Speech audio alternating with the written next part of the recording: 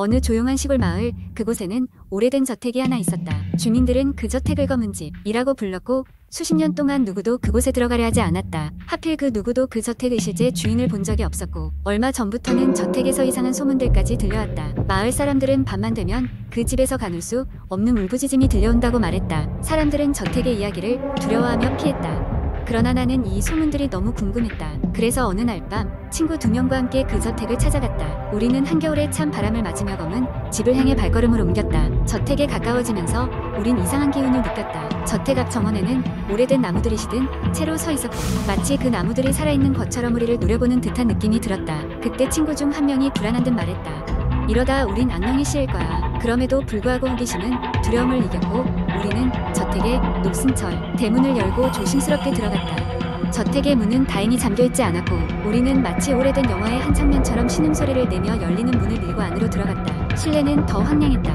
마치 시간이 멈춘 듯 먼지 쌓인 가구들과 파손된 벽지들이 우리를 맞이했다. 우리는 손전등을 켜고 조심스럽게 방을 돌아다녔다. 저택의 1층에는 거실, 주방, 그리고 몇 개의 작은 방들이 있었다.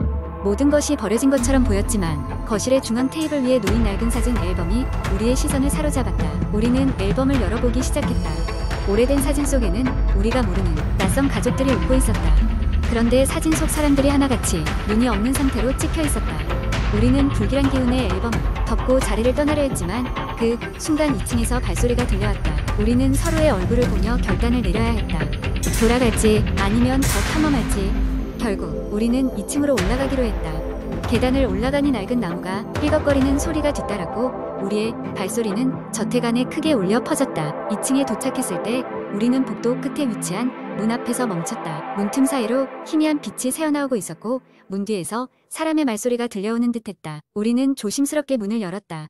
방 안에는 낡은 서재가 있고 중앙에 놓인 책상에는 한 무리의 의자들이 둘러싸여 있었다. 그리고 그 의자들에는 마치 사람이 앉아있는 듯한 형태의 인형들이 앉아있었다. 그 순간 뒤에서 문이 쾅 닫히고 우리는 경악과 함께 불쾌한 찬 기운이 우리를 감싸는 것을 느꼈다. 동시에 들려오는 울부짖음 소리, 가늘고 긴 탄식 소리가 방 안을 메우기 시작했다. 공포에 휩싸인 우리는 비명을 지르며 필사적으로 문을 열고 저택을 빠져나와 도망쳤다. 다음 날 아침 마을로 돌아온 우리는 두려움에 휩싸여 아무에게도 이 이야기를 전하지 않았다.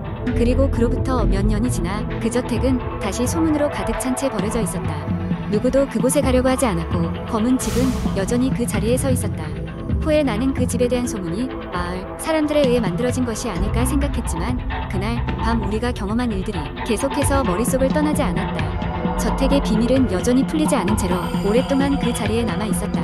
두 번째 이야기, 한국 인터넷에는 다양한 공포 이야기가 자주 공유되곤 합니다. 여기서는 창작된 이야기를 통해 한국 인터넷에서 쉽게 접할 수 있는 공포 썰을 하나 길게 작성해 보겠습니다. 어느 한적한 시골 마을에 위치한 작은 대학에 재학 중이던 수미는 여름 방학을 맞아 고향으로 내려갔다. 워낙 조용한 마을이다 보니 별다른 오락거리 없이 지내던 어느 날 친구들에게서 연락이 왔다. 얼마 전 마을 뒷산 근처에 오래된 폐교가 있는데 그곳에서 기묘한 소문이 돈다는 것이었다. 친구들은 호기심에 가득 차 그 폐교를 탐험해보자고 제안했다. 몰려오는 뭔지 모를 불안감을 느끼면서도 수미는 반신반의하며 친구들과 함께 폐교로 향했다. 깊은 밤이 되어야 그곳에 가야 한다는 말에 약간 긴장이 됐지만 어린 시절의 추억을 되살리며 친구들을 따라 나섰다. 폐교에 도착한 그들은 무너져가는 건물의 외관과 자욱한 안개에 쌓인 주변 환경에 압도되었다. 하지만 더 이상 물러설 수는 없었다. 초침 소리가 들릴 정도의 정적을 깨며 그들은 서로 의지해가며 조심스럽게 문을 열었다.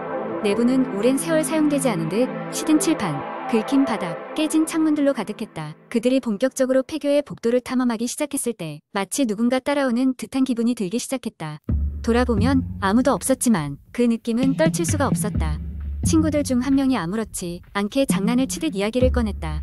옛날에 학교엔 학생이 한 명 실종된 적이 있었대. 지금 그 학생의 귀신이 학교를 떠돌고 있다고 하던데 분위기를 풀어보려는 별뜻 없는 말이었겠지만 때마침 창문 밖에서 갑작스럽게 들려오는 바람 소리와 나뭇가지 흔들리는 소리로 인해 그들 모두 소름이 돋았다. 더욱이 복도 저 멀리서 희미하게 남아 웃음소리가 들리는 것 같았다. 불안감은 점점 커졌으나 확실한 것은 아무것도 알 수 없었다. 아직 남은 교실 몇 군데를 더 둘러보기로 하고 찢어진 커튼이 나부끼는 교실로 들어갔다. 그곳에서 수미는 누군가 책상 위에 올려둔 먼지 쌓인 공책을 발견했다. 호기심에 가까이 다가가자 공책의 첫 페이지에는 낙서처럼 보이는 글씨가 가득했다. 도저히 알아볼 수 없는 글씨였으나 도와줘라는 단어만은 분명히 읽혔다. 공책을 덮으려던 순간 그와 동시에 책상 다리 하나가 소름 돋는 소리를 내며 부러지고 교실의 유리창은 갑자기 쩍 하고 갈라졌다. 친구들은 더 이상 탐험을 지속할 수 없겠다고 판단하고 서둘러 밖으로 나갔다. 그들의 심장은 터질 듯이 뛰었고 기묘한 싸늘함이 가시지 않았다. 그 이후로 수미는 잊고 싶어도 잊을 수 없는 악몽을 꾸기 시작했다.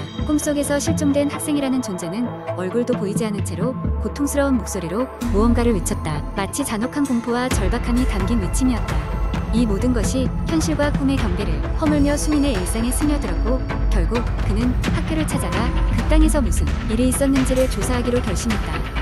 폐교의 역사에 대해 조사하던 중 수민은 그곳이 일제강점기 시절 일본군에 강제로 동원되었던 조선인 학생들에 대한 소문을 발견했다. 마을 사람들이 이 학교를 두려워했다. 이유는 그들의 어머니 여전히 학교를 배회한다고 믿었기 때문이었다. 불행히도 실증적 자료는 많지 않았지만 이 조사 후로부터 수민의 악몽은 점차 사라져갔다. 친구들과 함께했던 그날 밤의 경험과 학교에서 린 비밀은 여전히 마음속 깊이 남아있었으며 그는 다시는 그곳에 발걸음을 하지 않았다. 하지만 마을 사람들 사이에서는 여전히 가끔씩 그 학교에서 기이한 소리가 들린다는 소문이 돌고 있었다. 몇 년이 지나 수민은 인터넷 커뮤니티에 지나간 이야기를 공유하게 되었고 그야 글은 곧 많은 이들의 관심을 끌었다. 경험담에 대한 반응은 엇갈렸지만 그 글을 계기로 사람들이 다시금 그 마을의 전설에 대해 이야기하기 시작했다.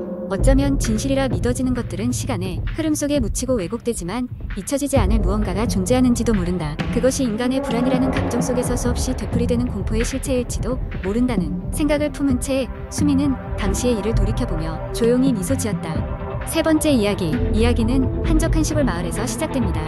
이곳은 자연경관이 아름답고 공기가 맑아 도시의 복잡한 삶을 피해 이주해오는 사람들이 많은 곳입니다. 그러나 이 마을에는 몇몇 주민들만이 아는 소문이 돌고 있었습니다. 마을에서 멀지 않은 숲속에는 오랜 시간 버려져 있던 고택이 하나 있었는데 이 집과 관련해 수상한 이야기들이 많았습니다. 어느 날 도시에서 온 한 젊은 커플 민수와 지영이 그 집에 관한 소문을 듣게 되었습니다. 호기심이 많았던 두 사람은 현지 주민들의 경고에도 불구하고 그 고택을 탐험해보기로 결심했습니다.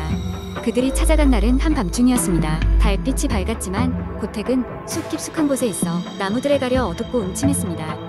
고택에 도착한 그들은 그 낡은 집이 숲의 고요한 정막과는 달리 묘한 분위기를 풍기고 있음을 느꼈습니다. 문고리는 이미 녹슨 지 오래였고 창문은 깨진 지 오래돼 보였습니다. 그럼에도 불구하고 두 사람은 간신히 문을 열고 안으로 들어갔습니다. 집 내부는 무너질 듯 위태로웠고 먼지가 두껍게 내려앉아 있었습니다. 거실 한가운데에는 오래된 피아노가 있었는데 그 피아노는 이 집이 한때는 번영했음을 암시하는 듯 했습니다. 민수는 호기심에 피아노 덮개를 열고 건반을 한번 눌러보았습니다. 그러자 순간 찬바람이 집안을 휩쓸며 마치 피아노가 응답하듯이 주변의 분위기가 차갑게 변했습니다. 놀란 지영은 민수를 재촉해 위층으로 올라가자고 했습니다. 그들 둘은 삐걱거리는 계단을 밟아가며 조심스럽게 2층으로 올라갔습니다. 2층 복도는 더 이상하게도 누구의 걸음소리라도 들을 것 같이 고요했습니다. 복도의 끝에는 문이 하나 있었고 그 문에서 희미한 불빛이 새어나오고 있었습니다. 두 사람은 그 문을 열자 뜻밖의 광경을 보게 되었습니다. 그 방에는 과거의 흔적처럼 보이는 여러 인형들과 일기장들이 놓여 있었습니다. 마치 시간이 멈춘 듯한 공간이었습니다. 지영은 일기장을 집어들어 읽기 시작했습니다. 그 일기장에는 과거 이 집에 살았던 아이가 기록한 듯한 글들이 있었습니다. 일기는 처음에는 평범한 내용이었으나 점점 불길한 말들로 가득 차 있었습니다. 아이는 밤마다 누군가가 자신의 방을 찾아온다는 내용과 그때마다 피아노 소리를 들었다는 이야기를 적어두었습니다. 이때 갑자기 피아노 소리가 다시 한번 들려왔습니다. 민수와 지영은 겁에 질려 일기장을 떨어뜨리고 곧장 방을 나왔습니다.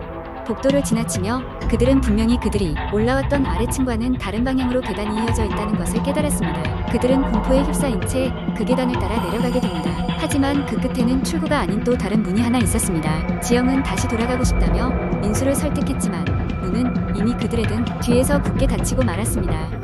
결국 두 사람은 이 문을 열 수밖에 없었고 문 뒤에는 오래된 지하실로 이어지는 어두운 통로가 있었습니다. 그들은 미지의 공포에 떠밀리듯 지하실로 내려갔습니다. 습기 찬 공기와 알 수 없는 소음들 속에서 그들은 드디어 지하실의 끝 낡고 커다란 나무 상자를 발견하게 됩니다. 민수가 상자를 여는 순간 예전 일기 속에서 묘사된 아이의 그림이 그려진 종이들이 흩날리며 바닥으로 떨어졌습니다. 그리고 그 순간 그들은 자신들이 생각했던 그 모든 공포와 소문이 단순한 환상이 아니었음을 깨달았습니다. 피아노 소리가 아닌 누군가의 작은 속삭임이 그들 주변에서 들려왔기 때문입니다.